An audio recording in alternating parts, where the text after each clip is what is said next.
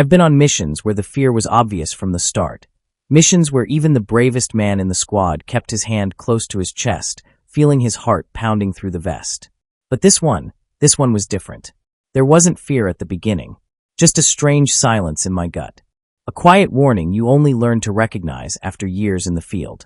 We were 6 men moving into a sector none of us had ever stepped into before. A valley carved out by generations of wind and war. A place the maps marked only with thin lines and unnamed ridges. Command told us insurgents were using the area as a courier route. Our job was simple: intercept, recover intel, and exfil before dawn. The kind of mission that looks clean on paper, but never plays out that way. I remember the weight of the air when we dropped off the vehicle. Dry, thin, and cold in that way desert nights can trick you. Hot enough to burn during the day, freezing the moment the sun goes down. I could hear my men breathing behind me, steady, controlled. They trusted me. They always did. And that trust adds a weight heavier than any rucksack. "Reddington," Staff Sergeant Holt whispered as we moved along the ridge. "You feel that?" I didn't answer at first. Because I felt it, too, something off. No distant chatter. No shepherd dogs barking. No vehicles rumbling from some far-off road. Just silence. And in war, silence is rarely natural. Silence means someone's waiting. But orders were orders, and momentum in a mission matters. If you stop to analyze every strange instinct, you freeze up.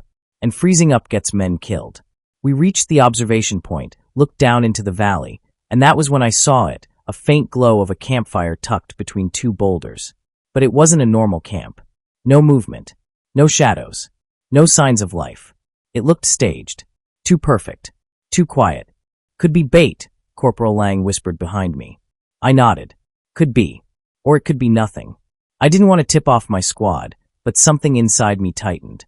My stomach, my jaw, even the way I breathed felt different. I've spent years training myself not to believe in signs or bad omens, but experience gives you its own kind of sense. And mine was screaming.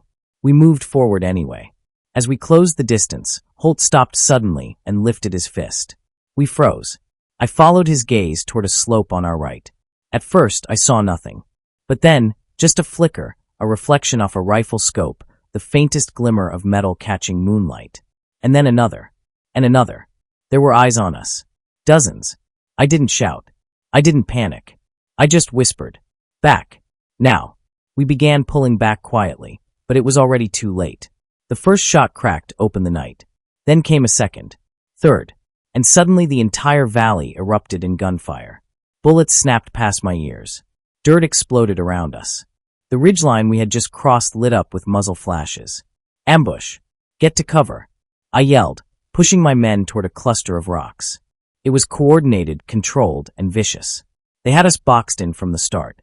I dove behind a boulder as the dust thickened around us, and for the first time that night, I realized something I didn't want to accept. We might not make it home. Not this time. The gunfire didn't let up. Not for a second. It was like they had been waiting for one exact moment, one mistake, one footstep too far forward. And we had given it to them. Pinned down behind a cluster of rocks, we were in the worst position any soldier can be in, surrounded on higher ground. They were above us, shooting down into the valley, and we had limited angles to fire back. Every time one of us tried to peek out to return shots, bullets shattered the stone inches from our faces. Lang was breathing heavily next to me. Young kid. Good kid. Too new to have accepted the ways death can appear in this line of work. "Sergeant, what do we do?" he asked, voice tight. I checked our surroundings. Escape routes? None. Visibility? Terrible. Support? At least an hour away, if they even got our signal. "Stay low. Conserve ammo," I said. "We fight smart, not fast." Holt crawled over to me. "They anticipated our route," he said. "No way this is coincidence." He was right. Someone had leaked something, or we'd stepped into a pattern we didn't know we'd created. Either way, the trap was perfect. "We need to break their line," I said. "Otherwise, they'll keep pushing us down until we're pinned to nothing." "How?" he asked. I didn't have an answer yet. Not one that didn't end in someone dying. Minutes crawled by. Gunfire slowed, then intensified again. Waves meant to wear us out mentally. I checked my magazine. Half empty. Holt was down to 2. Lang had maybe 60 rounds left. At that moment, the truth hit all of us at the same time. If this lasted much longer, ammo would run out. And then it would be knives. And after knives, nothing. Sergeant, Private Ellis called out from another rock. They're moving. I looked out carefully. He was right.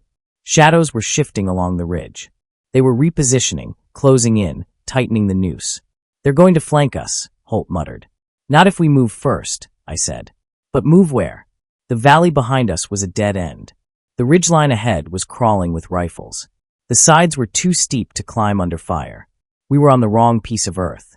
Reddington, Holt said quietly, if we can't push through, we need to prepare the boys. Prepare them for what? I asked. He didn't answer. He didn't need to. I knew. Prepare them to die. A silence fell between us. Not the silence of peace, but the silence of men who understand their fate is no longer in their hands. Every soldier experiences that moment differently. Some pray. Some stay focused. Some think of home. I just kept thinking of my men. I raised my head slightly and saw 3 enemy fighters advancing from the left side. Slow. Confident. They knew we were trapped. I fired a burst, dropping the lead one. Holt took out the second. Lang clipped the third, sending him stumbling behind a rock.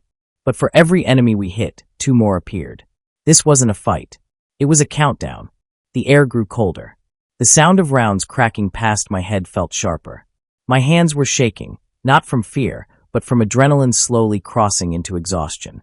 I knew then that unless something changed soon, none of us were making it out of that valley.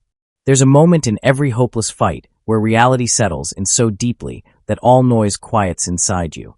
The gunfire was still there. Bullets still broke the rock above my head. But internally, everything had gone still. We accepted death. Not loudly. Not in panic. Just quietly. The way soldiers do when the math stops adding up.